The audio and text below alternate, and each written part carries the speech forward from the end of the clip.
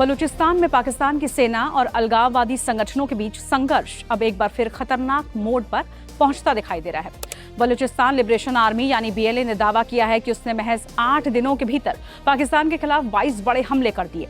संगठन के मुताबिक इन ऑपरेशंस में 26 पाकिस्तानी सुरक्षाकर्मी मारे गए, जबकि सुरक्षा ठिकानों, सैन्य वाहन, रेलवे ट्रैक और दूसरे इंफ्रास्ट्रक्चर को भी निशाना बना दिया गया है। बीएलए के मुताबिक कलात और सूरब में आईएमडी हमलों में ही 20 पाकिस्तानी सुरक्षाकर्मी मारे गए। इसके अलावा चगाई, खारन और पंजगुर में पुलिस और सुरक्षा प्रतिष्ठानों पर हमले किए गए।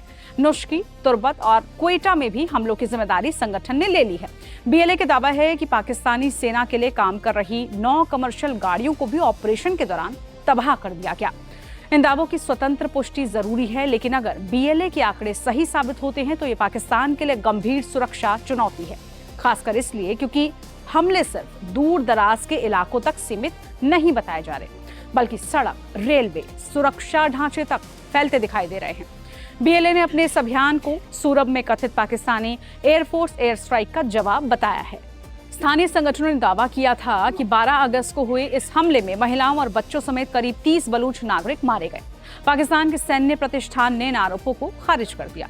ऐसे में बलूचिस्तान में संघर्ष का एक नया चक्र बनता दिख रहा है। हवाई कार्रवाई के आरोप, फिर जवाबी हमले और उसके बाद सुरक्षा अभियान। इस बीच पाकिस्तान के स्वतंत्रता दिवस पर मस्तुंग में बलूचिस्तान के गृह मंत्री मीर जियाउल लांगूम की गाड़ी को निशाना बनाए जाने की घटना ने भी सवाल खड़े किए।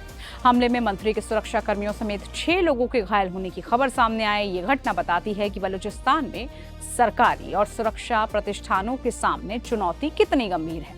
लेकिन इस पूरी कहानी का सबसे बड़ा राजनीतिक पहलू अब सामने आ चुका है। पाकिस्तान से अलग बलूचिस्तान की आज़ादी की मांग करने वाले संगठन रिपब्लिक ऑफ बलूचिस्तान ने अमेरिका और चीन से पाकिस्तान को दी जाने वाली सैन्य सहायता और आर्थिक सहयोग पर रोक लगाने की अपील की है। अमेरिकी राष्ट्रपति डोनाल्ड ट्रंप और चीनी राष्ट्रपति शी जिनपिंग को संबंधित खुले पत्र में संगठन ने पाकिस्तान पर बलूच नागरिकों के खिलाफ सैन्य कार्रवाई करने का आरोप तक लगा डाला है। संगठन ने अमेरिका को पाकिस्तान के साथ पुराने सैन्य रिश्तों की याद दिलाते हुए F-16 लड़ाकू विमानों और दूसरे सैन्य पैकेज का जिक्र किया। वहीं चीन के साथ पाकिस्तान के रक्षा संबंधों में लड़ाकू विमान, मिसाइल, नौसैनिक प्रणालियां और JF-17 थंडर जैसे कार्यक्रमों का उल्लेख तक किया गया है। इस लेटर में 2015 के याउन क्लास पनडुब्बी सौदे का भी हवाला दिया गया, जिसकी कीमत करीब $5 अरब बताई गई। रिपब्लिक ऑफ बलूचिस्तान का आरोप है कि पाकिस्तान दशकों से विदेशी हथियारों और सैन्य तकनीक का इस्तेमाल बलूचिस्तान में अलगाववादी आंदोलन को दबाने के लिए करता रहा है। संगठन अमेरिका और चीन से मांग कर रहा है कि पाकिस्तान को मिलने वाली सैन्य क्षमताओं के इस्तेमाल की निगरानी के लिए पारदर्शी व्यवस्था बनाई जानी चाहिए। बलूचिस्तान की कहानी नई नहीं है। क्षेत्रफल के लिहाज से पाकिस्तान का सबसे बड़ा प्रांत दशकों से अलगाववादी हिंसा, सैन्य अभियानों और राजनीतिक असंतोष से जूझ रहा है।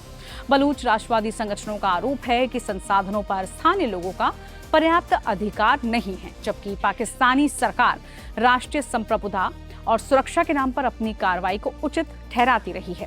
अब सवाल सिर्फ बीएलए और पाकिस्तानी सेना की लड़ाई का नहीं है।